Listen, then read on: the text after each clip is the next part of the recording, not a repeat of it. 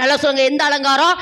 பரிசுத்த அலங்காரத்தோட கர்த்தரை தொழுது கொள்ளுங்கள் அப்படிங்கிறத இன்னும் ஆழமா எப்படி சொன்னானா, தேவனுக்கு செலுத்த வேண்டிய அந்த வணக்கத்தை, தேவனுக்கு செலுத்த வேண்டிய அந்த மதிப்பை, தேவனுக்கு செலுத்த வேண்டிய அந்த கனத்தை சரியாய் அவருக்கு கொடுத்து, நான் அப்படியே சொன்ன பார்த்தீங்களா, மகத்துவத்தை, தேவனுடைய மகத்துவத்தை சொல்லி சொல்லி சொல்லி அவரை பரிசுத்த அலங்காரத்தோட நம்ம தொழுது கொள்ளணும். இப்படி சொல்ல, பரிசுத்த அழகோட. எப்படி அம்மா? பரிசுத்த கர்த்தரை தொழுது கொள்றது எப்படி வேணாலும் தொழுது கொள்ளலாங்கிறது கிடையாது. எப்படி வேணாலும் தொழுது கொள்ற, இந்த தேங்காய் அங்கங்கே உடச்சி போடுறாங்க பாரு, அந்த மாதிரிலாம் தொழுது கொள்றல.